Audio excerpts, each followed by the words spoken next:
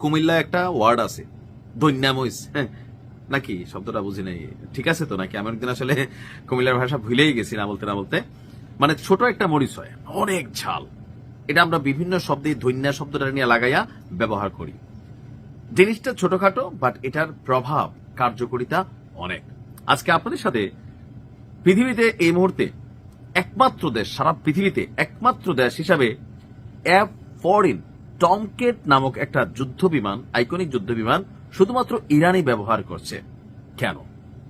আর এটারে নতুন করে লাড়াচাড়া দিয়া ডলার আলি দিয়ে পরিষ্কার করা হচ্ছে, কারণ মধ্যপ্রাচ্যের দিকে দক্ষিণ চীন সাগর থেকে যুক্তরাষ্ট্রের সামরিক নৌবহরের খুবই গুরুত্বপূর্ণ এয়ারক্রাফট ক্যারিয়ার সহ যে যুদ্ধ জাহাজ, সাথে ডেস্ট্রয়ার, অনেক কিছু নিয়ে তারা কিন্তু আসতেছে মধ্যপ্রাচ্যে। সব ঠিকঠাক থাকলে ট্রাম্প প্রতিশোধ নিতে বলেন না, এক সপ্তাহ পরেই খেলা কিন্তু এটা ঘটতে পারে। তো এই পরিস্থিতিতে আপনার ইরান তাদের যুদ্ধ বিমানগুলোকে একটু পরিষ্কার পরিচ্ছন্নতা করছে, আর এর মাঝখানে এটা সামনে আসা পড়ছে। তো সারা পৃথিবী ব্যবহার করতেছে না এত পুরনো একটা যুদ্ধ বিমান, কেন আসলে এটা ব্যবহার করা হচ্ছে? গ্রুমম্যান এয়ারক্রাফট কর্পোরেশন আপনার এই বিমানটি তৈরি করেছিল। এটা সুপারসোনিক এবং পরিবর্তনযোগ্য ডানা বিশিষ্ট শক্তিশালী একটা যুদ্ধ বিমান। এটা একসময় মার্কিন বিমানবাহী রণতরীগুলোর প্রধান শক্তি ছিল।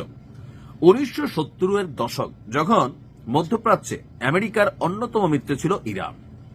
কখন ছিল এটা? ছিল ওই যে রাজা পাহলভি এই মুহূর্তে যে আমেরিকাতে বসে আছে নির্বাসিত, তার বাবার যখন ক্ষমতা পতন হয়েছে ওই সরকারের সাথে, তখন তৎকালীন শাহ মোহাম্মদ রেজা পেহলভির শাসনামলে বন্ধুত্বের নিদর্শন হিসাবে দেশটিকে 79টি F-14 বিমান সরবরাহ করেছিল যুক্তরাষ্ট্র। অর্থাৎ এই বিমানগুলো যুক্তরাষ্ট্রেরই তৈরি। সো বুঝতে হবে যে এগুলা অবশ্যই কি পরিমাণ কার্যকর বা শক্তিশালী ছিল। বন্ধুত্বটা এমন পর্যায়ে ছিল যে 79টা যুদ্ধ বিমান তৎকালীন সময় দিছে ইরানকে, যেই গণতন্ত্র এখন আবার ফিরাই আনতে চায়। যে আমেরিকাতে থাকা রেজা পেহলভি বলেই দিছে যে আমি ক্ষমতায় আসলে ইসরায়েলকে স্বীকৃতি দিব, প্লিজ আমাকে ট্রাম্প বাবা একটু ক্ষমতায় বসার। ট্রাম্প তে বলে চালাইব, হ্যাঁ আছে তার নমুনা। তো যাই হোক, ওই লোকের বসাবে না, আমেরিকার অন্য চিন্তা। তবে এই যুদ্ধ বিমানটা কই থেকে আসছে নিশ্চয়ই এবার বুঝতে পারছে যে আমেরিকার জিনিস দিয়েই আমেরিকাকে ঘায়েল করার চেষ্টা। 1979 সালে বিপ্লবের পর যখন নতুন এই ইসলামিক রিপাবলিক সরকার আসে, তখন থেকেই আপনার সম্পর্কের অবনতি ঘটে। এর ফলে যুক্তরাষ্ট্র ইরানের উপর সামরিক নিষেধাজ্ঞা আরোপ করে এবং যুদ্ধ বিমানের যন্ত্রাংশ সরবরাহ কমিয়ে দেয়। কয়েক দশক ধরে যন্ত্রাংশের তীব্র সংকটে থাকা ইরান তাদের এই মূল্যবান বহর সচল রাখতে হিমশিম খাচ্ছে। পরিস্থিতির প্রয়োজনে তারা ক্যানিবালাইজেশন বা একটি বিমানের যন্ত্রাংশ খুলে অন্য বিমানে লাগানোর পদ্ধতি অবলম্বন করছে, যাতে বিমানগুলো আকাশে উড়ার উপযোগী রাখা যায়। বুঝতে পারছেন তো? মানে ইরানের নিজস্ব একটা টেকনোলজি থাকে না, যে এটারটা খুললা ওইটায়, এটারটা খুললা ওইটায়, এরকম আর কি, এক বিমানটা আরেক বিমানের মধ্যে লাগাইয়া।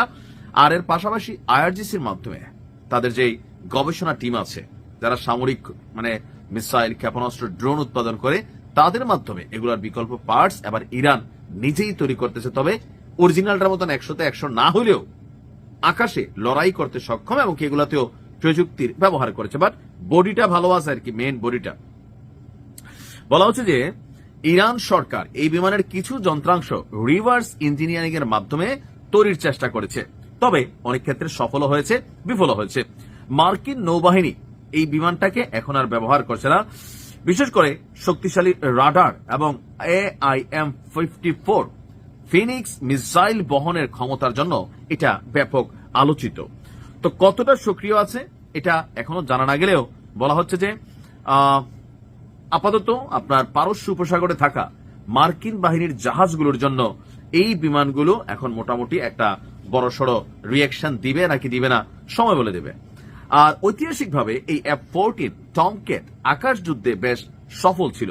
1989 সালের 4 জানুয়ারি লিবিয়া উপকূলের কাছে মার্কিন রণতরী USS জন এফ কেনেডি সেখান থেকে উড্ডয়ন করা দুটি F-14 যুদ্ধ বিমান লিবীয় বাহিনীর দুটি MiG-23 বিমানকে শেষ করে দিয়েছিল।